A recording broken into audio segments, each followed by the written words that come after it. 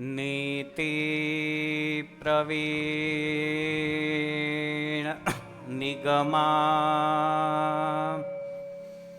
ગમશાસ્ત્ર બુદ્ધે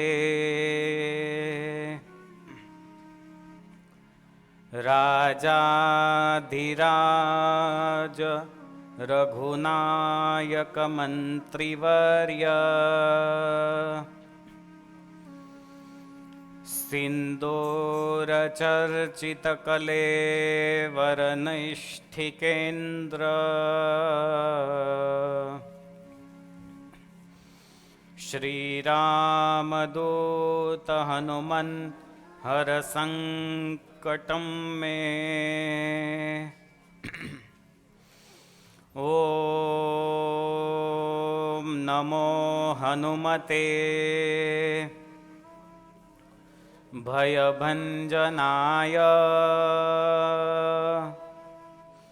સુખં કુરુ ફટ સ્વાહા ઓમ નમો હનુમતે ભયભંજનાય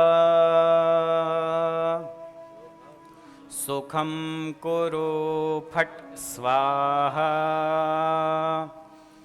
ઓમ અવતારિણે શ્રી સ્વામિનારાયણાય નમો નમઃ ઓમ શ્રી હરિકૃષ્ણાય નમો નમઃ ઓમ શ્રી પૂર્ણપુરુષોત્તમાય નમો નમઃ ઓમ શ્રી સહજાનંદ સ્વામિને નમો નમઃ બોલો સ્વામિનારાયણ ભગવાન કી જય શ્રી હરિ કૃષ્ણ મહારાજ કી જય શ્રી લક્ષ્મીનારાયણ દેવ કી જય શ્રી રાધા કૃષ્ણ દેવ કી જય શ્રી સિયાવર રામચંદ્ર ભગવાન કી જય શ્રી સિદ્ધેશ્વર મહાદેવ કી જય શ્રી વિઘ્ન વિનાયક દેવ કી જય શ્રી કષ્ટભંજન દેવ કી જય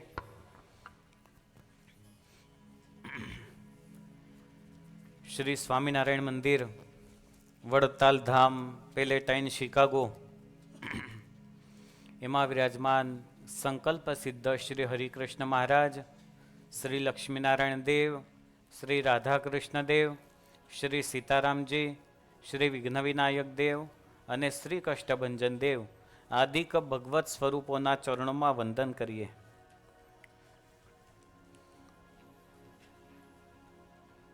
સાતમા પાટોત્સવ પ્રસંગે આજે સવારથી જ મહારાજના દિવ્ય અભિષેકના દર્શન આપણે કર્યા. જેમની પાવન ઉપસ્થિતિ આજે આપણને લાભી છે એવા સંપ્રદાયના મૂર્ધન્ય વિદ્વાન આપણા પેલેટાઇન સ્વામિનારાયણ મંદિરના નિર્માતા 1990થી લઈને અત્યાર સુધી શિકાગો હોય કે બીજા સ્ટેટ હોય ત્યાં વિચરણ કરીને હરિભક્તોને વડતાલ ધામ સાથે જેમને જોડી રાખ્યા એવા સદગુરુ શાસ્ત્રી ભક્તિ પ્રકાશદાસજી સ્વામી, આપણા મંદિરમાં ઠાકોરજીની સેવા કરતા વિદ્વાન સદગુરુ શાસ્ત્રી મુક્ત પ્રકાશદાસજી સ્વામી, આ સાતમા પાટોત્સવ પ્રસંગે ઉપસ્થિત આપ ભગવાનના સૌ લાડીલા હરિભક્તો, પાટોત્સવના વિવિધ વિભાગોમાં થયેલા સૌ આપ યજમાનશ્રીઓ, પુરુષો તથા બહેનોના વિભાગમાં સૌને જય સ્વામિનારાયણ. જય સ્વામિનારાયણ.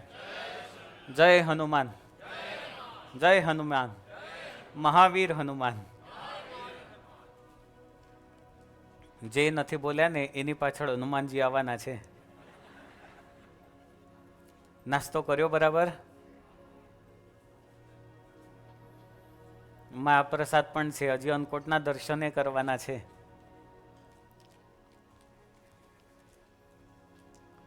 હનુમાનજીના ચરિત્રો એને આપણે શ્રવણ કરીએ છીએ. ગઈકાલના સત્રમાં વિશેષ હનુમાનજી મહારાજના જે નામ છે એ કથાનું આપણે શ્રવણ કરેલું.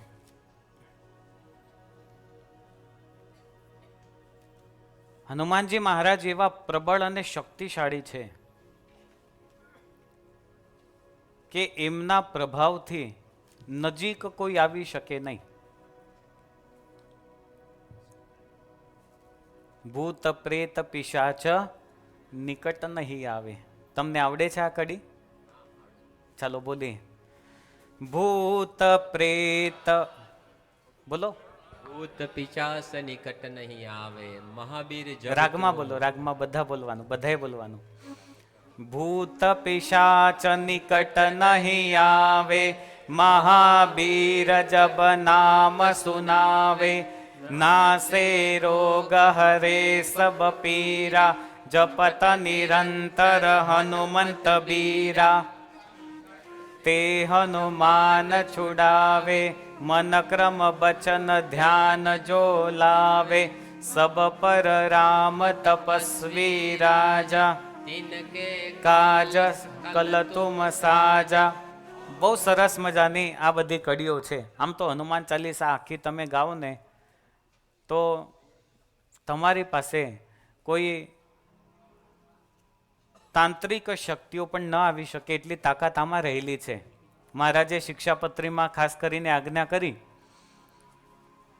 કે ભૂત પ્રેતાદિકનો ઉપદ્રવ થાય ત્યારે અમારા ભક્તોએ હનુમાનજીના મંત્રનો જાપ કરવો અને નારાયણ કવચનો પાઠ કરવો જોઈએ. ઘણી વખત આપણે કોઈની નિંદા કરતા નથી, પણ અમેરિકામાં તો ખબર નહીં, પણ ગામડામાં ભૂવા પાસે જાય. હવે જાત જાતના ભૂવાઓ નીકળ્યા છે,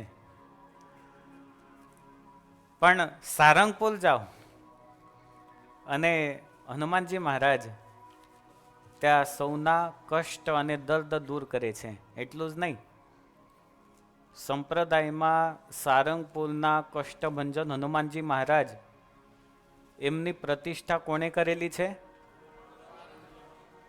ખાલી ગોપાળાનંદ સ્વામી નહીં બોલવાનું, પહેલા પણ કહેલું કે જ્યારે પણ નંદ સંતોના આપણે નામ લઈએ ત્યારે સદગુરુ એવા શબ્દોનો પ્રયોગ કરવાનો.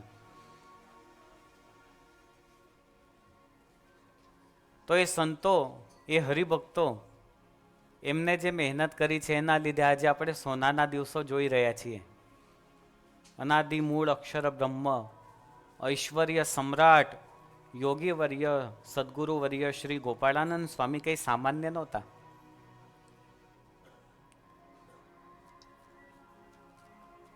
સ્વામીની લાકડી સારંગપુરમાં છે, એના પર સ્વામીએ પોતાની દાઢ મૂકી અને 3 કલાક સુધી ત્રાટક કર્યું. એક દ્રષ્ટિથી હનુમાનજી મહારાજની મૂર્તિ સમક્ષ જોઈ રહ્યા અને સ્વામિનારાયણ સંપ્રદાયનો ઇતિહાસ કહે છે કે હનુમાનજી મહારાજ ત્યાં નાચવા લાગ્યા છે. તમે જોઈ રહીજો એક કોઈ વસ્તુની સામે, કદાચ અહીંયા બેઠા બેઠા પણ તમે કોકની સામે 2 મિનિટ આમ જુઓ ને તો એને લાગશે શું જોયા રાખે છે, કંઈ ખબર પડતી નથી, એવું કહો ને. અને આ ત્રાટક વિધિથી સ્વામીએ એમાં ઐશ્વર્ય પૂરેલું છે. મહારાજ પછી જો સંપ્રદાયમાં કોઈનું મહત્વનું સ્થાન હોય તો અનાદિ મૂળ અક્ષર બ્રહ્મ સદગુરુ શ્રી ગોપાળાનંદ સ્વામીનું સ્થાન છે. અને ખરેખર એટલું કહેવામાં કદાચ સંકોચ ના હોય અને તમારે માનવામાં સંકોચ પણ નહીં કરવાનો કે અનાદિ મૂળ અક્ષર બ્રહ્મ સદગુરુ વર્ય શ્રી ગોપાળાનંદ સ્વામી, એમની જ સિદ્ધિ પરંપરાના સંતો આ શિકાગો પેલેટાઇન સ્વામિનારાયણ મંદિરને પ્રાપ્ત થયેલા છે. સૌથી પહેલા સદગુરુ શ્રી ગોપાળાનંદ સ્વામી, એમના શિષ્ય સદગુરુ શ્રી બાલમુકુદાસજી સ્વામી. સદગુરુ બાલમુકુદાસજી સ્વામી બે હતા, એક જુનાગઢમાં હતા અને બીજા વડતાલમાં હતા. સદગુરુ બાલમુકુદાસજી સ્વામી, એમના શિષ્ય થયા સદગુરુ કૃષ્ણપ્રિયદાસજી સ્વામી. એ પણ મહાન પ્રતાપી સંત હતા. આજે તમે શબ્દ વાપરો ને DNA, હમણાં અમદાવાદમાં પ્લેન દુર્ઘટના થઈ, એમાં લગભગ બોડી બધા કેવા થયા હતા? હવે ઓળખ કેવી રીતે થઈ? DNA થી. તો સદગુરુ ગોપાળાનંદ સ્વામી એમને જ પોતાનું ઐશ્વર્ય પોતાની પરંપરામાં મૂકેલું છે. સદગુરુ બાલમુકુદાસજી સ્વામી, એમના શિષ્ય સદગુરુ કૃષ્ણપ્રિયદાસજી સ્વામી મહાન સમર્થ સંત હતા. તમને ટૂંકમાં વાત કહું કેવા સંત હતા? તો મહારાષ્ટ્રમાં એક ગામ છે ભાલોદ ગામ, કદાચ આમાંથી કોઈ આયા હોય તો મને ખબર નહીં, લગભગ ભરત કાકા કે કોઈક તો આવેલા હશે ભાલોદ ગામમાં. અર્જુનભાઈ તમે પણ કદાચ ખાનદેશ આવ્યા હોય તો ભાલોદ ગામમાં તમે ગયા હશો. આવ્યા હતા? દર્શન કરવા ગયા હતા, એટલે દર્શન કર્યા છે તમે, પણ નામ તમને યાદ નહીં હોય. એ ભાલોદ ગામનો સત્સંગ બહુ જૂનો, 100 વર્ષ કરતા જૂનું મંદિર છે. એ ગામમાં પાટોત્સવ પ્રસંગે આખા ગામને જમણવાર માટે આમંત્રણ આપવામાં આવેલું. ગામની વસ્તી હશે 15,000 જેટલી. હવે એવું થાય કે ત્યાં રીંગણાનું શાક બને અને તીખું ને તમતમતું એવું લિક્વિડ જેવું શાક, સાથે દાળ, રોટલી, ઉપરથી પાછું ઘી ને શીરો. અત્યારનું પારંપરિક જમણવાર છે. સરસ મજાનું જમણવાર થયું. મોટા તપેલાઓ બધા ભર્યા હતા, તાંબાના તપેલાઓ. એવું થયું કે આખું ગામ એ વખતે ઉપસ્થિત થયું. હજી અડધા લોકોએ પ્રસાદ લીધો ને અડધું ગામ બાકી, અને બધા તળિયા આવી ગયા, બધું ખાલી થઈ ગયું. હવે ટાઈમે કરવાનું શું? એટલે હરિભક્તો બધા સદગુરુ કૃષ્ણપ્રિયદાસજી સ્વામી ત્યાં ઉપસ્થિત હતા, એમની પાસે આવ્યા અને વિનંતી કરી કે સ્વામી આવું થયું છે. સ્વામી કહે છે શું મૂંઝાવ છો, ચાલો મારી સાથે. આ પ્રસંગ કોને જોયેલો છે? ગુરુવર્ય સદગુરુ શાસ્ત્રી ધર્મપ્રસાદદાસજી સ્વામી, એમને નાનપણમાં દર્શન કરેલા છે. તો હું લાકડી અડાડું. સ્વામી ત્યાં ગયા, જેટલા પણ ત્યાં વાસણો હતા એના પર કપડું બંધાવ્યું અને પોતે એક લાકડી રાખતા. એ લાકડીનો એ બધા વાસણોને સ્પર્શ કર્યો અને કહ્યું કે જાઓ હવે વાંધો નહીં આવે, ખોલો, ક્યાં ખાલી છે. ભાઈ સ્વામિનારાયણ સંપ્રદાયનો ઇતિહાસ એવું કહે છે કે હરિભક્તોએ વાસણો જેવા ખોલ્યા ને એવા એઝ ઇટ ઇઝ ભરેલા હતા. શીરો, શાક, દાળ, રોટલી બધું જ ભરેલું હતું. આખું ગામ જમી રહ્યું ને તો પણ એ પ્રસાદ વધ્યો અને પછી બધાને ડબ્બા ભરીને પાછું ઘરે આપ્યું જુદું. એવા મહાન સમર્થ સંત. એમના શિષ્ય સદગુરુ શાસ્ત્રી નીલકંઠદાસજી સ્વામી, એ પણ એવા મહાન સમર્થ સંત હતા. અમારા દાદા ગુરુ સુરતમાં કથા કરવાનો નિયમ 5 વખત. કેટલી વખત કથા થાય? 5 વખત. એક વખત શરીરે માંદગી હશે તો કદાચ આંખો લાગી ગઈ, જાગ આવી નહીં ને કથાનો ટાઈમ પસાર થઈ ગયો. થોડી વાર પછી આંખો ખુલીને એવો વિચાર થયો કે ટાઈમ તો નીકળી ગયો. નીચે આવ્યા, હરિભક્તો કે સ્વામી આજે કથા તો બહુ સારી કરી. ગુરુજી કે કથા તો મેં કરી નહીં, હું તો ક્યાં હતો, હું તો સૂઈ ગયો હતો. અરે સ્વામી તમે જ કથા કરવા માટે હતા. ભાઈ જે આપણો પ્રાણનો આધાર છે એ જ પોતે ત્યાં કથા કરવા માટે આવેલા હતા અને એમને સ્વામીવતી કથા કરી. એવા દિવ્ય પ્રસંગો આજે પણ આલેખાયા છે. એમના શિષ્ય સદગુરુ શાસ્ત્રી ધર્મપ્રસાદદાસજી સ્વામી, 5મી પરંપરા. અને પછી અમે બધા એમના શિષ્યોમાં આવીએ. સદગુરુ શાસ્ત્રી ભક્તિ પ્રકાશદાસજી સ્વામી, એ પણ સદગુરુ શાસ્ત્રી નીલકંઠદાસજીના શિષ્ય.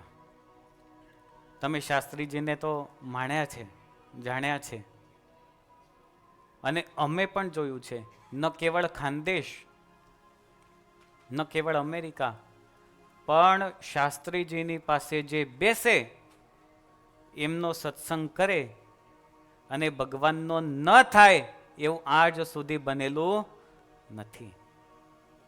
આ પરંપરાગત એક દિવ્ય શક્તિ આવેલી છે. અનાદિ મૂળ અક્ષર બ્રહ્મ સદગુરુ વર્ય શ્રી ગોપાળાનંદ સ્વામી કોઈ સામાન્ય સંત નહોતા. મહારાજે પોતે ધામમાં ગયા ત્યારે સારાય સંપ્રદાયની જવાબદારી કોને સોંપી છે? સદગુરુ ગોપાળાનંદ સ્વામીને. મહારાજ ધામમાં 49 વર્ષની વય ગયા. એ વખતે મહારાજે ધર્મની ધુરા કોને સોંપી હતી? બંને આચાર્યોને સોંપી હતી. એક અયોધ્યા પ્રસાદજી મહારાજ અને બીજા રઘુવીરજી મહારાજ. એ વખતે અયોધ્યા પ્રસાદજી મહારાજની ઉંમર કેટલી હતી કહું તમને? 21 વર્ષની ઉંમર હતી. અને રઘુવીરજી મહારાજ એ એમનાથી 2 વર્ષ નાના, એટલે 19 વર્ષની ઉંમર એ રઘુવીરજી મહારાજની હતી. તો સારાય સંપ્રદાયની જવાબદારી મહારાજે સદગુરુ ગોપાળાનંદ સ્વામીને સોંપી હતી. આજે આપણે સારંગપુરથી પરિચિત છીએ, પરંતુ સદગુરુ ગોપાળાનંદ સ્વામી એમને સારાય સંપ્રદાયમાં 8 જેટલા કષ્ટભંજન હનુમાનજી દેવની પ્રતિષ્ઠા કરેલી છે. કેટલા? 8 જેટલા. સૌથી પહેલા તો તમે સારંગપુર જાઓ ત્યારે ધોલેરાની બાજુમાં કમિયાળા ગામ આવે છે. કોઈ કમિયાળા દર્શન કરવા માટે ગયા છો? સ્વામીએ સૌથી પહેલા હનુમાનજી કમિયાળામાં સ્થાપેલા હતા. અને લગભગ શ્યોર નથી, બટ મને ખ્યાલ છે ત્યાં સુધી 194 થી 93 વર્ષ એ કમિયાળા ધામને પૂર્ણ થયા છે. સારંગપુરને તો 175 થયા. એવા પ્રખર હનુમાનજી મહારાજ સદગુરુ ગોપાળાનંદ સ્વામી એમના માધ્યમથી એક કમિયાળા ધામમાં પ્રસ્થાપિત થયા છે. સ્વામી કોઈ સામાન્ય નહોતા. વિક્રમ સંવત 1891 સાલ છે. એ વખતે સારાય પ્રદેશમાં દુષ્કાળ પડેલો. અત્યારનો જેવો સમય નહોતો કે ગમે ત્યાંથી અનાજ એક્સપોર્ટ થાય. એ સમયગાળો બહુ કઠણ હતો. એની કલ્પના કરવી પણ આપણે અઘરી છે. એ વખતના સમયની તુલના કરતું એક ફિલોસોફી એક વ્યક્તિએ કરેલી છે ઓક્સફોર્ડ યુનિવર્સિટીથી. ભગવાન સ્વામિનારાયણ સમકાલીન જીવન. એની અંદર એ વખત અનાજ કેવું હતું, એ વખતની પરિસ્થિતિ કેવી હતી, એ વખતે રૂપિયાનું કેટલું મહત્વ હતું, આદાન પ્રદાન કેવી રીતે થતું, પહેરવેશ લોકોનો કેવો હતો. તો વિવિધ ગ્રંથોના આધારે રિસર્ચિસ થયેલા છે. એના આધારે જો જોઈએ તો એ વખતનો કાળ અત્યંત કઠણ હતો. મરકીનો રોગ એ વખતે ચારે બાજુ પ્રસરેલો છે. મરકી નામનો રોગ. મરકીને આપણે શું કહીએ અત્યારે? પ્લેગ કહીએ. પ્લેગ શેનાથી થાય? ઉંદરથી થાય. મેં એવું સાંભળ્યું છે કે શિકાગોને રેડ સિટી પણ કહેવાય છે. સાચી વાત છે? ડાઉનટાઉનમાં મોટા મોટા ઉંદર થાય છે. જોયા તો નથી અને જોવાય નથી. વચ્ચે અમારે એક ઉંદરડી આવી ગઈ હતી અહીંયા. એને કાઢતા કાઢતા જ અમને નાકે દમ નીકળી ગયો. આ શરદ કાકા એક બાજુથી મુક્ત પ્રકાશ સ્વામી, એક બાજુથી હું. પછી દવા મૂકીને એમાં ચોટી ગઈ, પછી એને કાઢી. નહીં તો ભગવાન પાસે દરરોજ આવે અને પેલા ચોખા મૂકેલા હોય ને એ દરરોજ ખાઈને જતી રહે. તો મરકીનો રોગ એ વખતે થયેલો. દુષ્કાળ એ વખતે. એક તો દુષ્કાળ, એમાં પણ પ્લેગનો રોગ, એટલે બધાય પ્રજાજનો ખૂબ પીડાય. સત્સંગી જીવનના 4થા પ્રકરણના 45મા અધ્યાયમાં મહારાજ કમિયાળા પધાર્યા એનો વિસ્તૃત ઉલ્લેખ કરેલો છે. એમાં હરિભક્તોના નામ પણ આપેલા છે. કમિયાળા મહારાજ કેટલી વખત ગયા ખબર છે? 32 થી 33 વખત ગયા છે કમિયાળા ધામમાં. સારંગપુરથી કે ગઢપુરથી મહારાજ નીકળે એટલે કમિયાળા વચ્ચે આવે, પછી વડતાલ આવે. વડતાલ આવવાનું થાય એટલે મહારાજ ક્યાં રોકાતા વધારે? કમિયાળા. પછી રસ્તામાં જે ગામડા આવે ને ચરોતરના ગામડા એ બધા થઈને પછી મહારાજ પાછા વડતાલ આવે. કમિયાળા મહારાજ 32 વખત પધાર્યા છે. એ વખતે ત્યાં હરિભક્તોના નામ આપ્યા કે હઠીભાઈ, પછી મોડભાઈ, પછી વસ્તાભાઈ, અમરાભાઈ, વાઘાભાઈ, નથોભાઈ વાઘેલા. આ બધા હરિભક્તો ત્યાંના મુખ્ય શિરમોડ હરિભક્તો હતા. એ વખતના હરિભક્તો. એટલે જ્યારે સદગુરુ ગોપાળાનંદ સ્વામી સંવત 1891 સાલમાં સંત મંડળને લઈને કમિયાળા ગામ પધાર્યા છે. આ બધા હરિભક્તો સ્વામી પાસે આવ્યા અને વિનંતી કરી કે સ્વામી, બહુ સ્થિતિ ખરાબ છે. એક તો દુષ્કાળ, અનાજ જમવા મળતું નથી, શરીરમાં પીડા છે, અને એમાં વળી પાછો આ મરકી નામનો રોગ આવ્યો છે. સ્વામી, દિવસમાંથી 3 થી 4 વ્યક્તિના મૃત્યુ આ રોગના લીધે થાય છે. તમે કંઈક ઉપાય કરો. અને વખતે સ્વામીને હૃદય બહુ વિશાળ, એટલે સ્વામીએ કહ્યું કે કઈ ચિંતા કરશો નહીં, હું તમને એવા એક ભાઈ આપું છું કે તમારી રક્ષા કરશે. અને એ વખતે ગામની બહાર એક દેરી હતી, હનુમાનજીની દેરી, નાનકડી દેરી, જ્યાં અત્યારે મંદિર છે ને ત્યાં હનુમાનજી મહારાજ હતા. સ્વામી કહે છે કઈ ચિંતા કરશો નહીં, ચાલો બધા મારી સાથે. આ બધા હરિભક્તોને સ્વામીએ પોતાની સાથે લીધા અને જ્યાં દેરી છે ત્યાં બધાને લાવ્યા. હવે આમાં પ્રેક્ટિકલી વિચાર કરવા જેવું એ છે કે કોરોનાના સમયમાં તમને જો કોઈ કહે કે ચાલ ભાઈ મને હોસ્પિટલમાં લઈ જા, તો આમાંથી કેટલા તૈયાર થતા હતા? કોઈ તૈયાર થતા હતા? ભાઈ તું તારું જો. કોઈને લઈ જવા માટે તૈયાર નહોતા. પણ સ્વામી કહે છે ચાલો તમે બધા મારી સાથે ચાલો. હનુમાનજી મહારાજ પાસે આવ્યા છે અને સ્વામીએ પછી પોતાની લાકડી પોતાની સાથે હતી. વિક્રમ સંવત 1891 સાલ છે. કારતક વદ બીજનો દિવસ છે. 11મો મહિનો, નવેમ્બર મહિનો, એની 18 તારીખ અને 1834 ઈસવીસનની સાલ છે. એ વખતે સ્વામીએ ત્યાં બધા જ હરિભક્તોની ઉપસ્થિતિમાં હનુમાનજી મહારાજની ત્યાં સ્થાપના કરી, પ્રતિષ્ઠા કરી. પોતે એની અંદર ઐશ્વર્યને દૈવત મૂક્યું. અને એ વખતે સ્વામીએ બધા જ ઉપસ્થિત ગ્રામજનોને કહ્યું છે કે આજથી તમારું રક્ષણ હનુમાનજી મહારાજ કરશે. અહીંયા માનતા રાખજો, જે કોઈ સિંદૂર ચડાવશે, જે કોઈ 5 નારિયેળ અર્પણ કરશે, એને કોઈ પણ રોગ થશે નહીં. હનુમાનજી મહારાજને સિંદૂર શું કામ ચડાવવામાં આવે છે?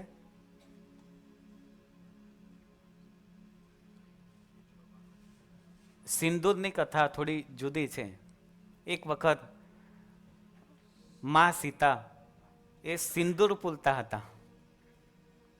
પહેલાના જમાનામાં પોતાના પતિ એનું સૌભાગ્ય એ અખંડ રહે એના માટે સિંદૂર લગાડવામાં આવતું. આજે ખબર નહીં કરતા હોય કે ના કરતા હોય. એટલે મા સીતા પ્રભુ શ્રી રામ માટે સિંદૂર લગાડતા હતા. હનુમાનજી મહારાજ આવ્યા. હવે જ્ઞાની નામ અગ્રગણ્ય, શક્તિશાળી છે, અને બંને હાથ જોડીને કે માં તમે શું કરો છો?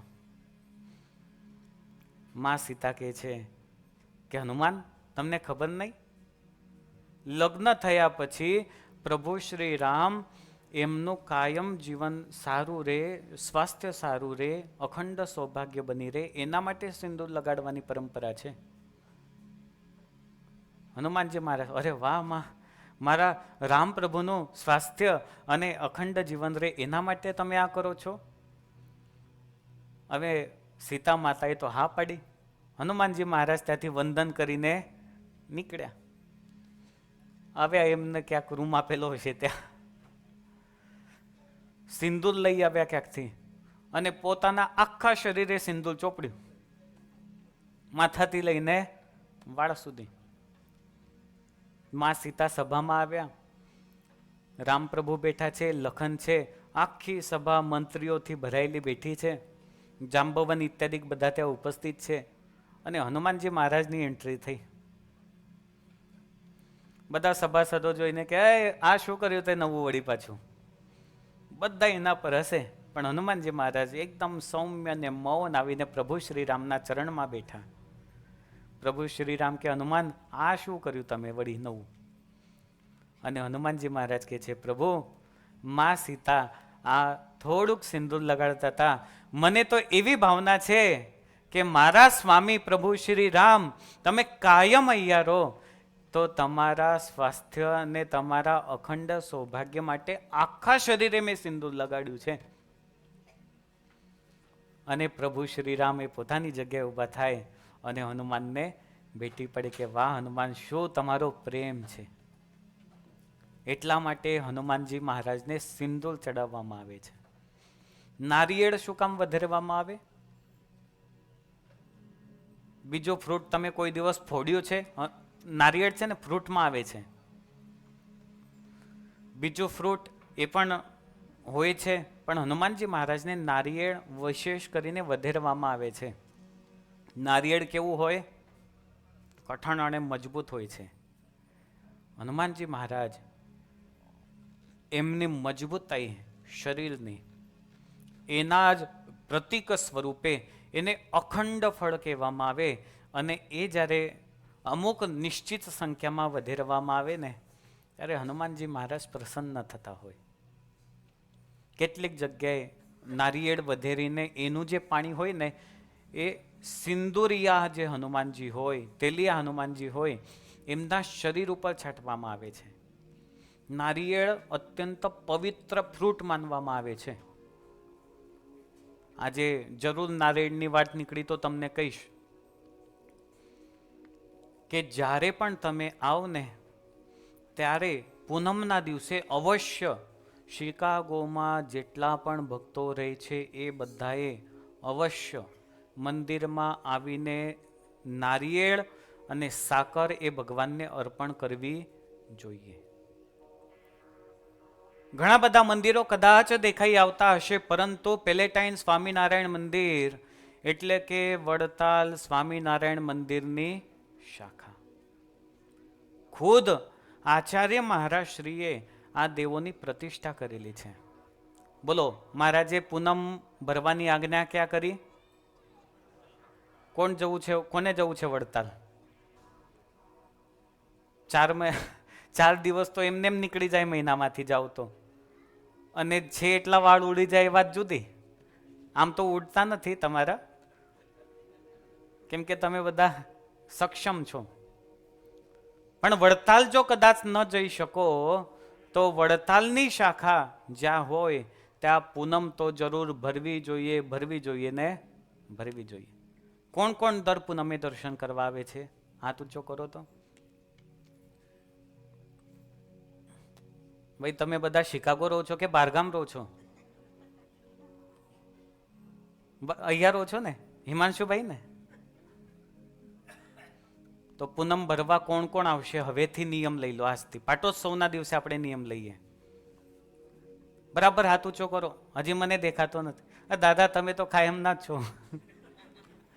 આ બાજુ હજી હાથ ઊંચા થતા નથી. બધાએ પૂનમ ભરવાનો નિયમ લેવો જોઈએ.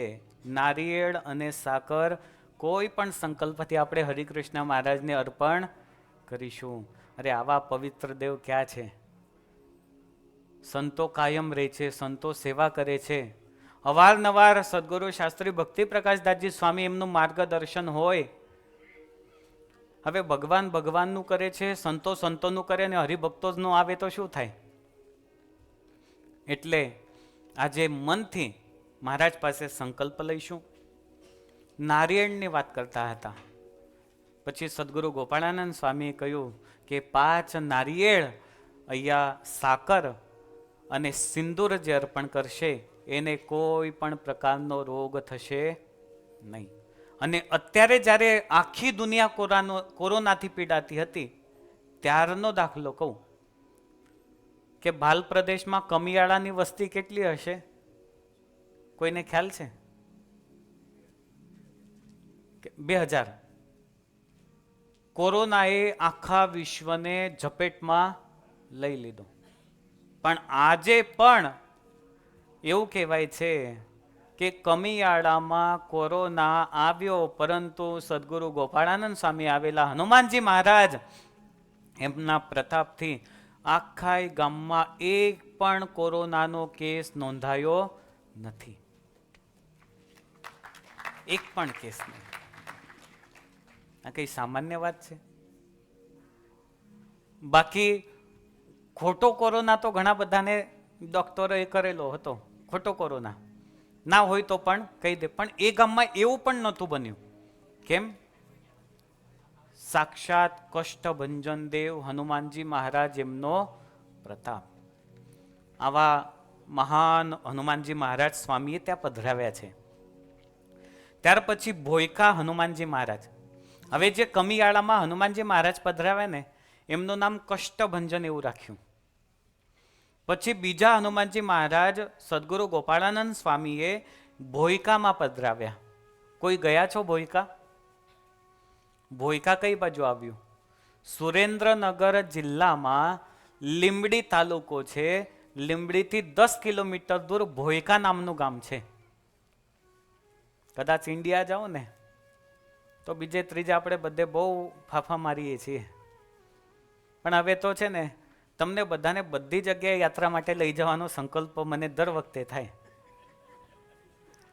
ગયા વર્ષે પાટોત્સવમાં 4 ધામ યાત્રાનો સંકલ્પ કરેલો. આ વર્ષે સાકાર થઈ ગયો છે. 4 ધામ યાત્રાનું આયોજન આપણે કરેલું છે. મને ઘણા બધા કહેતા, સ્વામી તમે ડિક્લેર તો કર્યું, નામ ઘણા બધા આવી ગયા છે, પણ આયોજન ક્યારે કરશો? અને ભગવાનની કૃપાથી શાસ્ત્રીજીના માર્ગદર્શનથી સંપૂર્ણ આયોજન થયું. અને હવે યાત્રા માટે આપણે સપ્ટેમ્બર મહિનામાં જવાના છીએ, 4 ધામની યાત્રા માટે.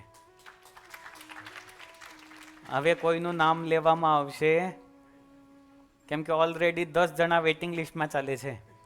તમારે લખાવવું હોય તો કોઈ વાંધો નથી. હા,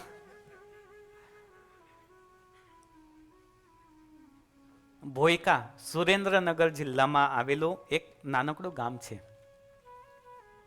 ત્યાં માલજી સોની કરીને એક વૈષ્ણવ હરિભક્ત રહેતા. આખું ગામ વૈષ્ણવ.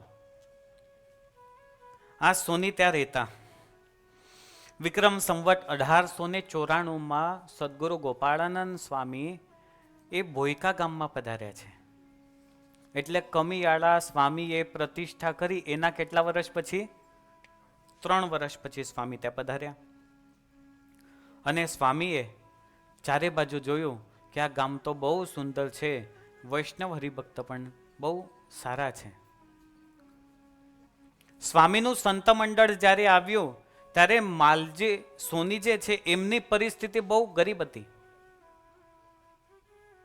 મનમાં સંકલ્પ થયો કે મારે થાળ જમાડવો છે સંતોને, પરંતુ એવું થયું કે શું જમાડું, મારી પાસે તો કંઈ નથી.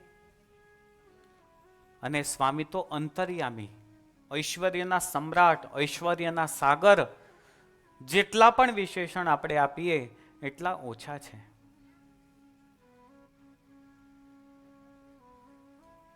સ્વામીને વિચાર થયો કે આ ભગતનો ભાવ છે, એટલે અંતર્યામી સ્વરૂપે સ્વામીએ જાણી લીધું કે આમને જમાડવાનો સંકલ્પ છે. સ્વામી કહે છે, ભગત તમારા ઘરમાં રોટલો અને દહીં તમે કબાટમાં મૂકેલા છે, મને જમવા માટે આપો. અને પેલો તો દિલનો રાજી રાજી થઈ ગયો કે આ સંત કોઈ સામાન્ય નથી લાગતા, અંતર્યામી છે. દહીં ને રોટલો સ્વામી ત્યાં જમ્યા અને એને આશીર્વાદ આપે છે કે જાઓ, હું તમને એક હનુમાનજી મહારાજ આપું છું, તમને બધાને બહુ સુખ્યા કરશે. એ પરંપરામાં આજે પણ એ હનુમાનજી મહારાજ છે. અને ભોયકામાં એમના પરંપરામાં અમૃતલાલભાઈ છે, એ હનુમાનજી મહારાજની સેવા કરે છે. ચૈત્ર સુદ પૂનમના દિવસે વિક્રમ સંવત 1894 એટલે જે દિવસે હનુમાન જયંતિ હોય એ દિવસે સ્વામીએ ત્યાં ભોયકામાં હનુમાનજી મહારાજની પ્રતિષ્ઠા કરેલી છે. અને આજે પણ ત્યાં બહુ મોટો મેળો ભરાય હનુમાન જયંતિનો. એ ચારે બાજુથી લોકો છેક સુરત ને વડોદરાથી ત્યાં પદયાત્રા કરતા કરતા જાય છે. આવું પવિત્ર સ્થાન એટલે ભોયકા છે. પછી લોલીયાણામાં નવા ગામમાં સ્વામીએ કષ્ટભંજન દેવ હનુમાનજી મહારાજની સ્થાપના કરી. આ ત્રીજા હનુમાનજી મહારાજ. હવે નવા ગામમાં હનુમાનજી મહારાજની પ્રતિષ્ઠા કરી એના 1.5 વર્ષ પછી હજી સ્વામીએ સારંગપુરમાં હનુમાનજી પધરાવ્યા. એટલે એના પહેલા કેટલી જગ્યાએ થયા? 3 જગ્યાએ થયા. તો આ નવા ગામમાં પણ સ્વામીએ સરસ મજાના હનુમાનજી મહારાજ પધરાવેલા છે. એને કષ્ટભંજન એવું નામ આપ્યું. વાલા ભક્તો, આ હનુમાનજી મહારાજ એ જે ગામમાં સ્વામી પધરાવ્યા એ બધા જ ગામને સુખીને ન્યાલ કરી દીધા છે. આજે દુનિયામાં સૌથી વધારે જો કોઈની ભક્તિ થતી હોય, કોઈની પૂજા થતી હોય તો હનુમાનજી મહારાજ અને ભોલાનાથની પૂજા થાય છે. વિશ્વમાં તમે ગમે ત્યાં જાઓ, હનુમાનજી મહારાજની નાનકડી દેરી તો તમને દેખાશે. એના માટે એમનું સમર્પણ. હનુમાનજી મહારાજ ખૂબ સેવક ભાવે એમને સેવા કરેલી છે. જ્યારે રામાયણનું યુદ્ધ થયું, તમે પંચમુખી હનુમાનજીના દર્શન કર્યા છે? વડતાલ ગયા છો બધા? વડતાલમાં સદગુરુ મંજુકેશાનંદ સ્વામીનું આસન, ત્યાં દર્શન કર્યા છે? તો એ મંજુકેશાનંદ સ્વામી એમના આસન ઉપર રાઈટ સાઈડમાં પંચમુખી હનુમાનજીની મૂર્તિ સ્વામીએ ડ્રો કરેલી છે અને ત્યાં મૂકેલી છે. હવે જાઓ ત્યારે દર્શન કરજો. આમ લગભગ હરિભક્તો છે ને દર્શન કરતા હોય છે પણ ખબર નથી રહેતી કે કયા કપડાં પહેર્યા છે મહારાજે. જઈને વડતાલના ભજીયા ખાઈને પાછા આવતા રે. આ તો તમે તો અમેરિકા વાળા છો એટલે તમે ભજીયા તો ઓછા ખાઓ. It is very oily, cholesterol વધી જશે અમારો.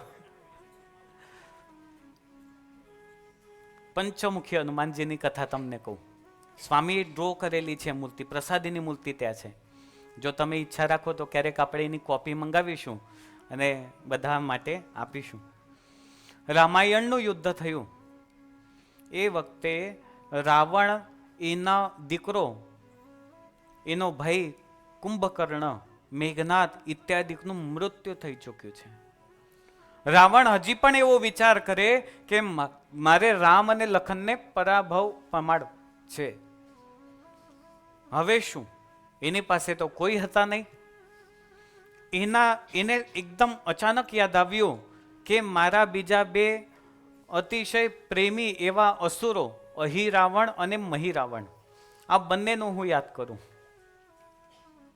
એટલે બંનેનું રાવણે સ્મરણ કર્યું. એ પણ અસુરો જેવા હતા.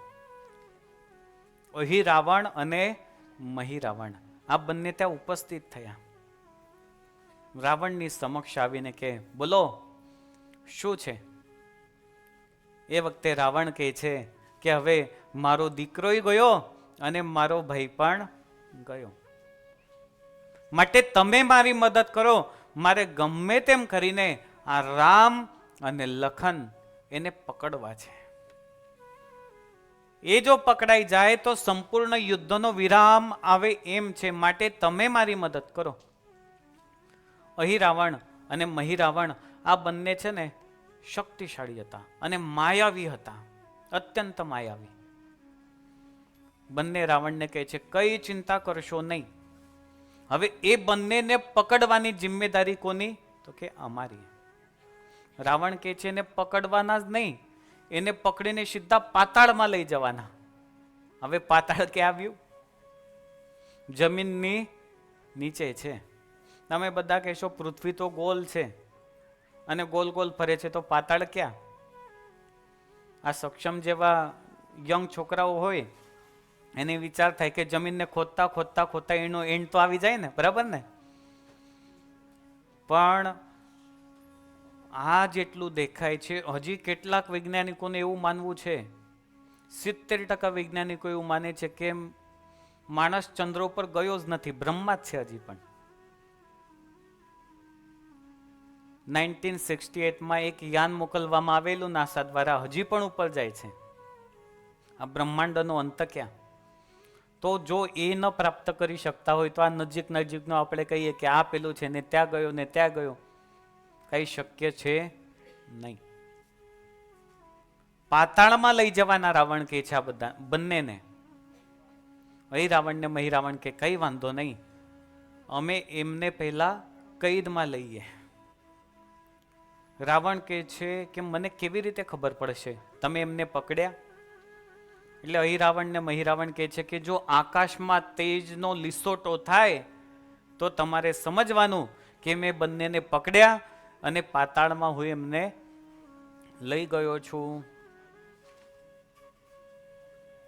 હવે બંને એ રીતે નક્કી કર્યું. અહીં રાવણને મહી પ્રભુ શ્રીરામની જ્યાં કુટીર હતી ત્યાં આવ્યા છે, શિબિર બાજુમાં આવ્યા. આ બાજુ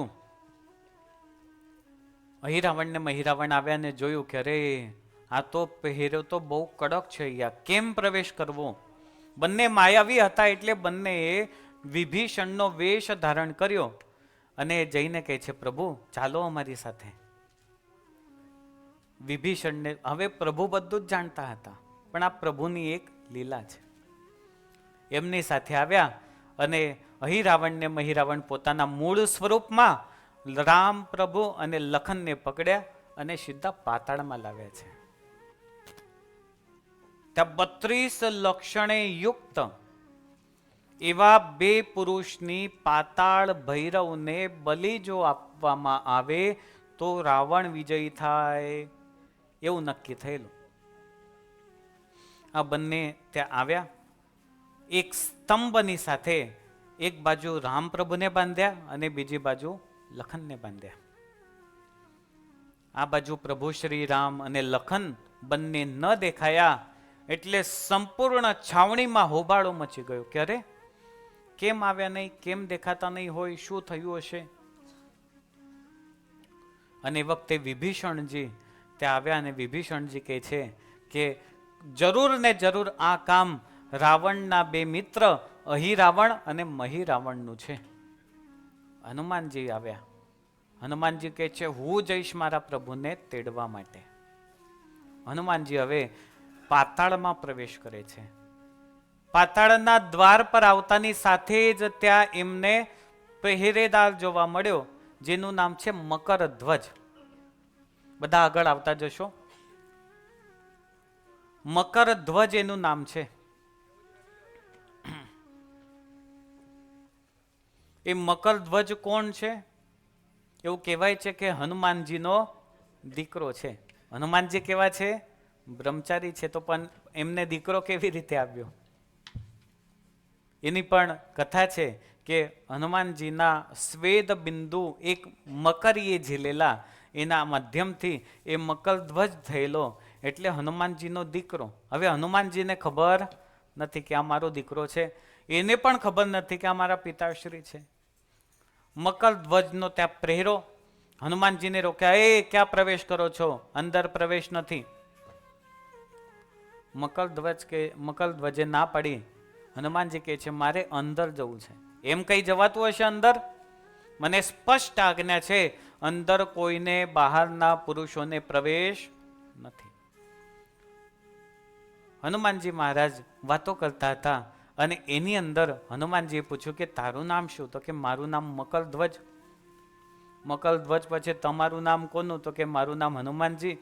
બંનેને એકબીજાનો પરિચય થયો અને ખ્યાલ આવ્યો કે આ તો મારા પિતાશ્રી છે. મકરધ્વજે એમને વંદન કર્યા છે. હનુમાનજી કે હવે તો જવા દઈશ ને? નહીં. મારું સૌથી પહેલું કર્તવ્ય શું છે? રક્ષણ કરવું એ છે. માટે તમને પ્રવેશ મળશે. મારી સાથે યુદ્ધ કરો. પહેલા હનુમાનજી અને મકરધ્વજ વચ્ચે યુદ્ધ. હનુમાનજીએ મકરધ્વજને પરાસ્ત કર્યો. મકરધ્વજે વિનંતી કરી કે પ્રભુ તમે જઈ શકો છો. એ વખતે હનુમાનજી અંદર પ્રવેશ કરે ત્યારે મકરધ્વજે એમને કહ્યું કે જુઓ, અહી રાવણ અને મહી રાવણને મારવા કઈ સહેલા નથી. એક તો તમારે ચારે ચાર દિશામાં કન્ટિન્યુઅસ સ્પીડમાં જો તમે એક સાથે પવન ફૂંકો તો જ એનું મૃત્યુ થાય. 5 દિશામાં, 4 આજુબાજુ ને 1 ઉપરની દિશા. હનુમાનજી તો અંદર ગયા. પ્રભુ શ્રી રામ અને લખનને બંદિસ્ત જોયા છે. અહીં રાવણ અને મહી રાવણ એની સાથે યુદ્ધ કર્યું. પોતે પંચમુખી થયા છે હવે હનુમાનજી મહારાજ. અને 5 મુખથી કન્ટિન્યુઅસ સ્પીડમાં જ્યારે પવન ફૂંકાયો અને ત્યારે અહીં રાવણ અને મહી રાવણ આ બંનેનું મૃત્યુ થયું છે. પ્રભુ રામ લખન એમને કૈદમાંથી મુક્ત કર્યા, પોતાની સાથે લીધા છે અને પાછા ઉપર આવ્યા છે. અને ત્યારથી એવા હનુમાનજી કેટલા મુખના થયા? પંચમુખી હનુમાનજી થયા. આ ખાસ કરીને અહીં રાવણ ને મહી રાવણ સાથેની કથા જોડાયેલી છે. એ જ પ્રસાદીની મૂર્તિ આજે પણ વડતાલમાં દેખાય છે. સુરતમાં સ્વામી એક હનુમાનજી મહારાજ પધરાવ્યા. એમનું નામ છે તરતિયા હનુમાનજી. શું નામ છે? તરતિયા હનુમાનજી. તો યોગીવર્ય સદગુરુ શ્રી ગોપાળાનંદ સ્વામી એમને આવા હનુમાનજી મહારાજ વિવિધ સ્થાને પધરાવેલા છે, જેના નામ પણ જુદા જુદા છે. સારંગપુરના તો આપણે જાણીએ છીએ. સારંગપુરમાં હનુમાનજી મહારાજ પધરાવ્યા છે અને લગભગ તમે બધા દર્શન કરવા માટે પણ ત્યાં જાવો જ છો. એના પછી ભૂરખિયા હનુમાનજી સ્વામીએ પધરાવ્યા. દામનગરથી લાઠી જતા માર્ગમાં 8 કિલોમીટરના અંતરે ભૂરખિયા નામનું ગામ છે. એ સ્વામીએ ત્યાં પધરાવેલા છે. પછી જામ ગુંદાળામાં રાજકોટની બાજુમાં ગામ છે, ત્યાં કષ્ટભંજન હનુમાનજી મહારાજ સ્વામીએ પધરાવેલા છે. ત્યાર પછી ઈડર તાલુકામાં હિંગળજીયા ગામમાં પણ સ્વામીએ હનુમાનજી મહારાજ પધરાવ્યા છે. આ રીતે હનુમાનજી મહારાજની સ્વામીએ વિવિધ જગ્યાએ પ્રતિષ્ઠા કરેલી છે. પછી ભંડારીયામાં હનુમાનજી મહારાજ પધરાવ્યા. પછી આણંદમાં રોકડિયા હનુમાનજી મહારાજ એ પણ સ્વામીએ પધરાવેલા છે. અત્યારે ત્યાં બહુ વિશાળ મંદિર થયું છે વડતાલની બાજુમાં આણંદ. તો આ રીતે કથા તો બહુ વિસ્તૃત છે. ક્યારેક સ્વામીએ પધરાવેલા હનુમાનજી મહારાજ એમની કથા વિસ્તૃત આપણે શ્રવણ કરીશું. અત્યારે આપણે વિશેષ આશીર્વચન તરફ જવાનું છે. વાલા ભક્તો, અન્નકોટની તૈયારી થઈ રહી છે. સમય આપણી પાસે છે.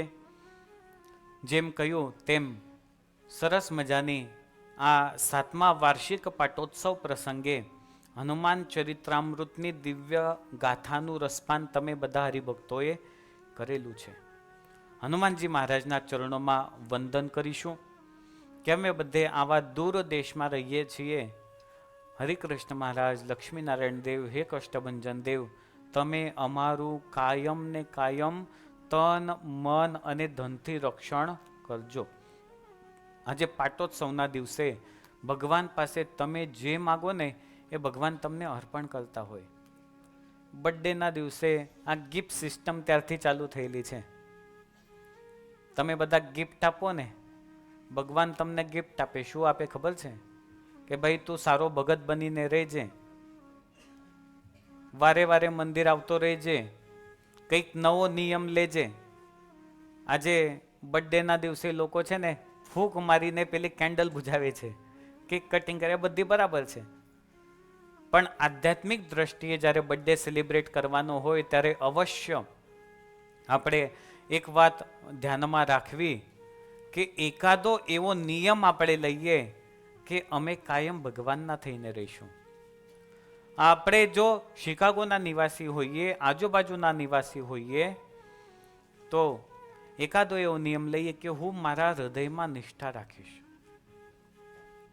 આ ભગવાનનું આપણે ભજન કરીએ છીએ, આ ભગવાન પાસે પ્રાર્થના કરીને દુઃખ દૂર થાય, તો ભગવાનને લાડ લડાવવાની જવાબદારી કોની? ભક્તોની. તમે બધા લાડ તો લડાવો છો, પણ થોડા ઘણા મને એવું લાગે કે હજી પાછા પડો છો. એવું મને લાગે છે, તમને લાગે કે નહીં ખબર નહીં, પણ પૂરા આપણે ભગવાનને લાડ લડાવવાના છે. નિલેશભાઈ બરાબર છે? પાછા પડશું આમાં? તો આવા ભગવાનનો જ્યારે પાટોત્સવ હોય, આપણે આવી સરસ મજાની કથા શ્રવણ કરી, તો એ કથા હનુમાનજી મહારાજ સંકલ્પ સિદ્ધ હરિકૃષ્ણ મહારાજના ચરણોમાં સમર્પિત કરીને અત્યારે આપણે કથાને વિરામ આપીશું. જય સ્વામિનારાયણ. સભામાં અન્નકોટની તૈયારી થઈ રહી છે.